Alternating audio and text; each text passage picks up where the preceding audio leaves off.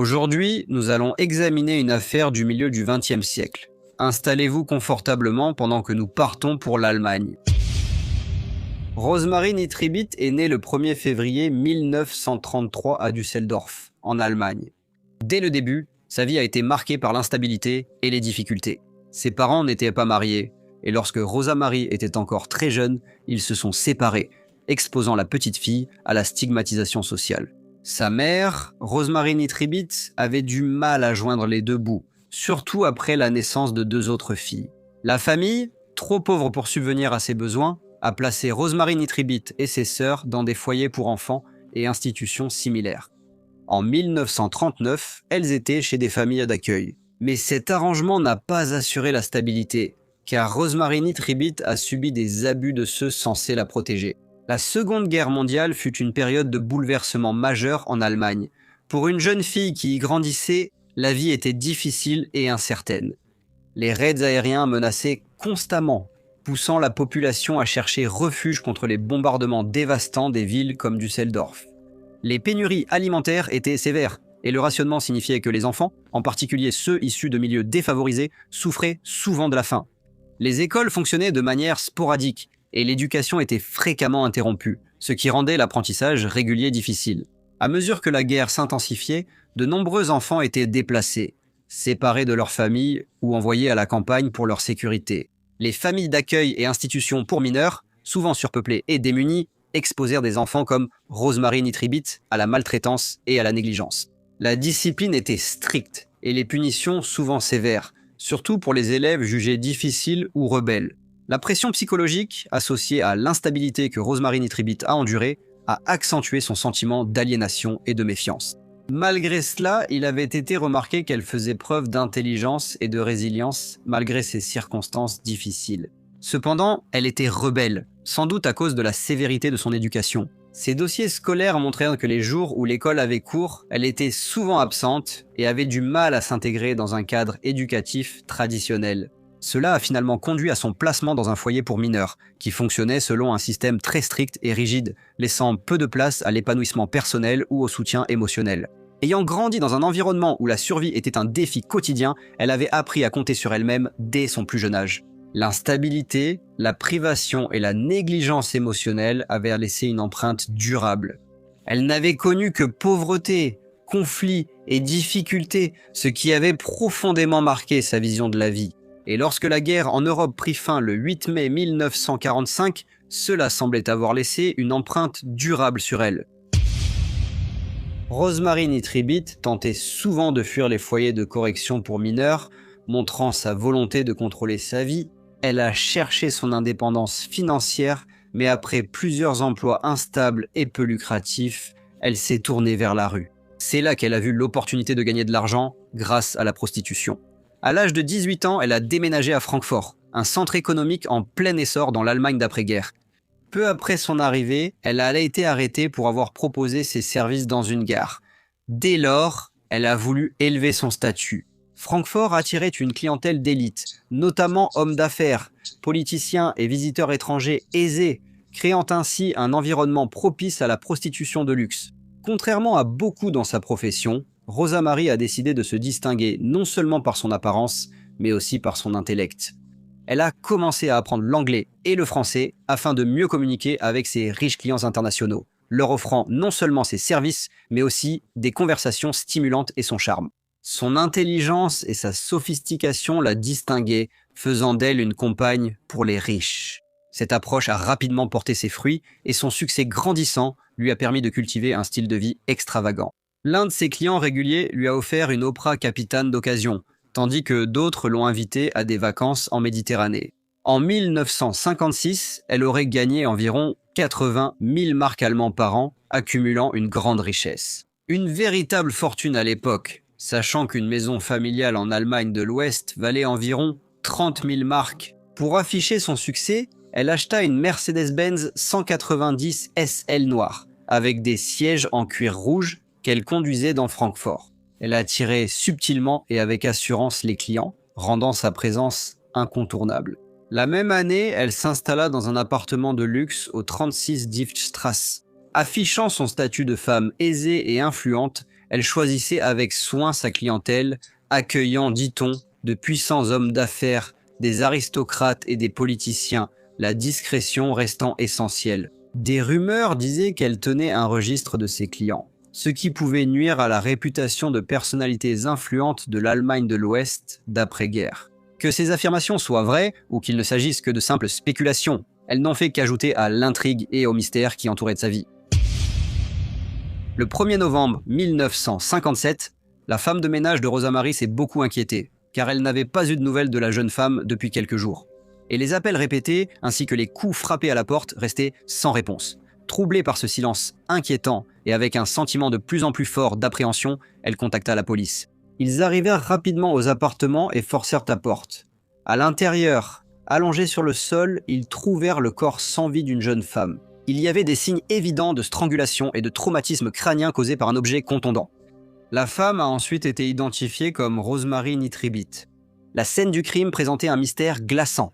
Il n'y avait aucun signe d'effraction, mais il était évident que sa mort n'était pas un accident. Ce qui intriguait surtout les enquêteurs, c'était que son domicile était intact. Ses bijoux étaient là et une grosse somme d'argent restait dans son sac. Ses fourrures de luxe et vêtements de créateur restaient dans les placards, sa voiture de sport garée dehors. Les enquêteurs ont commencé à croire que Rosa Marie connaissait probablement son meurtrier. En fouillant dans un tiroir de bureau, ils ont trouvé une liste de prénoms, sans autres détails. Mais c'était, sans aucun doute, une liste de ses clients. Quand les journaux l'ont appris, ils se sont enthousiasmés, mais aucun n'a publié les noms de la liste. Ils se sont plutôt demandé pourquoi la police n'avait pas arrêté le meurtrier. La vérité, cependant, était que l'enquête était semée d'embûches. Bien que les détectives aient subi une pression immense pour identifier l'auteur, l'affaire était compliquée par la possible implication de personnes influentes. Mais cela n'a pas empêché le public de spéculer. Divers noms ont circulé, et les théories allaient d'un crime passionnel à une élimination calculée d'une prostituée de luxe. Les gens ne semblaient parler que du meurtre et de la vie secrète de la victime. La présence d'un magnétophone dans son appartement a été révélée, certains journaux affirmant qu'il servait à enregistrer ses clients. Cependant, la police a nié cela, affirmant qu'ils n'avaient trouvé aucune preuve de ce genre et que la seule chose qu'ils avaient entendue du magnétophone était de la musique. Ce démenti a renforcé l'idée que Rosemary Nitribit aurait pu faire du chantage avec des enregistrements de conversations d'hommes influents pour s'enrichir. Les noms avaient été soigneusement gardés, bien qu'ils représentent sûrement sa liste de clients. Comme il ne s'agissait que de prénoms, l'identité exacte de ces hommes restait incertaine. Certains clients ont reconnu lui avoir donné beaucoup d'argent, mais la plupart disent que c'était pour des raisons médicales. Ils ont affirmé qu'elle leur avait dit qu'elle était enceinte et qu'elle avait besoin d'une interruption de grossesse. Ils ont tous ajouté que l'argent avait été donné en espèces et qu'ils ne savaient pas si elle était réellement enceinte. La profession de Rosemary Nitribit était courante en ville, mais sa mort violente était exceptionnelle. Les détails de sa vie ont attiré l'attention de la presse et du public, alimentant les spéculations sur les motifs de son meurtre. Le coupable pouvait-il être un amant jaloux, un client en quête de vengeance, ou une personnalité puissante désespérée de cacher ses secrets? Pourtant, l'identité de ses clients et une grande partie de sa vie demeuraient mystérieuses. Sa gouvernante, Erna Kruger, a déclaré aux enquêteurs que Rosemary Nitribit gardait principalement son argent à la banque et qu'elle y avait déposé une somme assez importante. Pourtant, comme d'autres, Frau Kruger jugeait sévèrement le caractère de la jeune femme. Elle l'a décrite comme étant vaine, avide et malhonnête, quelqu'un qui abandonnait ses anciens amis dès qu'elle est devenue riche. Mais elle a parlé à la police d'une exception notable, un étudiant que Rosemary Nitribit connaissait depuis plusieurs années. La police soupçonnait que ce jeune homme pouvait être impliqué dans le meurtre, mais elle n'a rien trouvé pour l'impliquer. Son alibi était solide, et il a été innocenté de tout acte répréhensible. Il y avait une autre personne qui intéressait beaucoup la police, un homme nommé Heinz Pullman. Il était vendeur et avait déclaré aux détectives avoir une relation étroite avec Rosemary Nitribit. Il avait une clé de son appartement et, selon lui donnait des conseils financiers, mais il niait savoir quoi que ce soit sur son meurtre. Cependant, à mesure que l'enquête progressait, les preuves contre lui s'accumulaient. Un témoin l'a identifié lors d'une parade d'identification, affirmant qu'il était l'homme en costume gris qui conduisait une voiture qui a failli le renverser. Le 29 octobre, le dernier jour où Rosemary Nitribit a été vue vivante. Malgré l'identification, Heinz Pullman resta calme. Il affirma ne pas avoir de costume gris et souligna avoir un alibi pour presque toute la journée. Cependant, des questions sur son passé persistaient. Lors du meurtre, il était en liberté, sous caution, faisant appel d'une condamnation pour vol de reçu de vente. La police a fouillé ses modestes appartements sans rien trouver le liant à la mort de la jeune femme. Au fil de l'enquête, quelques détails clés ont émergé. Rosa Marie aurait confié à des amis, quelques semaines avant sa mort, qu'elle craignait pour sa vie. Et 2 jours avant son meurtre, une Mercedes grise aurait été vue en train de suivre sa voiture. Elle avait aussi été vue le 28 octobre se disputant avec un homme aux cheveux foncés devant une boîte de nuit. Malgré ces nouveaux éléments, Heinz Pollmann restait le principal suspect. Il avait soudain touché beaucoup d'argent, ce qui lui permit de rembourser ses dettes et d'acheter une voiture chère. Lorsqu'on l'a interrogé sur sa soudaine richesse, il a déclaré qu'il avait économisé l'argent lui-même, le cachant sous une lourde armoire dans son appartement. Mais la vérité ne se laisserait pas dissimuler aussi facilement. Il a finalement reconnu avoir vu Rosemary Nitribit l'après-midi du 29 octobre. Il dit être parti de son appartement quand un client, qu'il n'a pas vu, est arrivé. La police soupçonnait qu'il cachait quelque chose et, après une autre fouille, a découvert qu'il avait un costume gris. Lorsque la police l'a récupéré, elle a trouvé des taches que les experts ont confirmées comme du sang humain. Cependant, comme le costume avait été partiellement nettoyé avec des produits chimiques, ils n'ont pas pu déterminer quoi que ce soit d'autre. Pollmann a affirmé que le sang était le sien, expliquant souffrir d'une maladie de peau provoquant des saignements. Même s'il avait précédemment dit aux agents que la tache sur le costume n'était pas du sang, mais de l'huile provenant de sa voiture. En février 1958, après des semaines d'interrogatoire et de nombreuses incohérences dans son récit, Heinz Pollmann a été inculpé de vol et du meurtre de Rosemary Nitribit. Bien que le public pense que justice a été rendue, la décision a suscité de nombreux débats, car les preuves étaient circonstancielles, et beaucoup doutaient qu'il soit vraiment le meurtrier, ou si une personnalité plus puissante, peut-être un industriel ou un homme politique, était derrière le crime, afin de faire taire la jeune femme, et qu'il n'était qu'un coupable idéal à poursuivre. Quelques semaines plus tard, l'accusation de meurtre a été abandonnée faute de preuves. Bien qu'encore poursuivi pour vol, il a été libéré. Le procureur Heinz Wolf n'a pas été découragé. Convaincu de la culpabilité de Pollmann, il a poursuivi l'enquête et réuni un dossier de 5000 pages. Dans les mois qui ont suivi, Heinz Pollmann a tenté de gagner de l'argent grâce à son lien avec la jeune femme assassinée. Il a vendu son histoire à un magazine, mais la série a été annulée en raison du dégoût du public. L'indignation a augmenté après la révélation qu'il avait aussi tenté de vendre la liste des clients aux autorités soviétiques. Il a obtenu un rôle dans un film sur l'affaire, mais face aux vives réactions du public, il a vite été retiré du casting. Cela ne l'a cependant pas découragé. Sa quête de gloire et de fortune l'a conduit à vouloir vendre à nouveau la liste des clients de Rosemary Nitribit, cette fois aux autorités est-allemandes. Mais il a encore échoué. Sa chance a tourné quand, après avoir perdu un appel sur une accusation de vol sans lien, il a été envoyé en prison. En mars 1960, de nouvelles preuves sont apparues dans l'affaire Rosemary Nitribit, entraînant une nouvelle inculpation pour meurtre. Encore une fois, le public s'est passionné pour la vie de la jeune femme qui avait été si brutalement tuée dans son appartement en octobre 1957, et il s'est de nouveau demandé si la justice serait enfin rendue, ou si Heinz Pollmann parviendrait encore à échapper à une condamnation.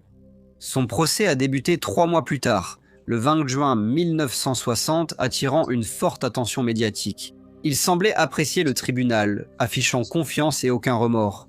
Il a reconnu un passé malhonnête, mais a nié tout lien avec la mort de Rosemary Nitribit. Il a déclaré au tribunal que sa relation avec elle était platonique et que tout ce qu'il faisait était d'organiser occasionnellement quelques rencontres avec ses riches clients pour lesquels elle le payait. Il s'est présenté comme quelqu'un qui avait été exploité par Rosemary Nitribit, mais lorsqu'on l'a interrogé sur les circonstances de sa mort, son récit est devenu plus confus. Des témoins ont décrit son comportement avant et après le meurtre. Certains ont affirmé l'avoir vu avec des égratignures sur le visage et se comportant de façon nerveuse, tandis que d'autres l'ont associé à la voiture qui a failli écraser le jardinier, le jour où la jeune femme est morte. Au fur et à mesure que le procès avançait, son avocat de la défense, Alfred Seidel, a cherché à semer le doute sur le dossier de l'accusation. Il a affirmé que l'heure de la mort de Rosa Marie restait floue, rendant le dossier de l'accusation peu fiable sans chronologie précise. Il a aussi précisé que son client n'avait pas de motif financier pour tuer la jeune femme, puisqu'il possédait une clé de son appartement et aurait pu la voler en son absence. L'accusation a affirmé que Rosemary Nitribit avait été tuée pour l'empêcher de divulguer des informations compromettantes. Ils ont évoqué les tentatives de Polman de vendre la liste de clients de Rosemary comme preuve de culpabilité et rappelé que son comportement était devenu plus instable après la mort de la jeune femme. Chaque jour, la salle d'audience était pleine de spectateurs, avides de découvrir la vérité sur cette femme dont la mort fascinait la nation. Le public suivait l'affaire avec un vif intérêt, fasciné par les liens entre richesse, pouvoir et vice, à mesure que l'histoire se révélait. Dans l'Allemagne de l'Ouest d'après-guerre, les médias exploitaient chaque occasion pour rendre l'histoire sensationnelle, affichant Rosemary Nitribit comme victime tragique et énigme séduisante. L'affaire avait non seulement révélé les duplicités morales de la société ouest-allemande, mais elle avait aussi soulevé des questions sur le traitement des femmes, en particulier celles en situation de vulnérabilité. Cependant, à la fin du procès, Heinz Polman fut déclaré non coupable, un verdict que beaucoup considéraient comme juste. Malgré les efforts de l'accusation pour le relier au crime, les preuves contre lui se sont révélées insuffisantes et les incohérences dans les témoignages des témoins ont encore affaibli l'affaire. Certains pensaient qu'il avait été une cible commode utilisée pour détourner l'attention de figures plus puissantes qui auraient pu avoir un motif pour faire taire la victime. Après son acquittement, il a soutenu qu'il avait été accusé injustement et qu'il était un homme pris dans une toile d'intrigue qui le dépassait. Pour ceux qui cherchaient la vérité, sa libération n'a pas levé les doutes sur ce qui s'était vraiment passé. Cette histoire a été adaptée en film et en pièce de théâtre, reflétant la fascination continue de la nation pour sa vie. Le film, réalisé en 1958, 2 ans avant le procès, s'intitulait Das Mädchen. Rosemary la fille. Rosemary était une dramatisation à peine voilée de sa vie. Plus tard, d'autres films et livres ont exploré son affaire, abordant souvent des thèmes de moralité et la complexité de sa profession. Certains ont aussi souligné les défis juridiques et sociaux rencontrés par les femmes cherchant l'indépendance financière par des moyens non conventionnels. De nombreux mystères persistent sur la vie et la mort de Rosemary Nitribit. Les hommes qu'elle a fréquentés ont-ils participé à son meurtre? Possédait-elle des preuves compromettantes qui auraient pu faire d'elle une cible? Et pourquoi l'enquête n'a-t-elle pas abouti à des résultats concluants? Certains théoriciens estiment que des preuves clés ont été volontairement ignorées ou détruites pour protéger des individus puissants. D'autres pensent cependant que sa mort était simplement la conséquence tragique d'une altercation avec un client furieux. Son meurtre reste l'un des plus grands crimes non résolus d'Allemagne et rappelle les dangers auxquels sont confrontées les femmes exerçant la même profession. De Rosemary Nitribit, sa vie demeure un puissant reflet des attitudes sociales de son époque envers les femmes, envers la prostitution et envers le fossé entre la morale publique et l'indulgence privée. Plus de 65 ans après sa mort, le mystère entourant le meurtre de Rosemary Nitribit continue de fasciner, garantissant que son nom ne sera pas oublié. Bonjour à tous et merci beaucoup de m'écouter, comme d'habitude. N'hésitez pas à laisser vos commentaires ou suggestions et j'espère vous retrouver tous pour la prochaine affaire.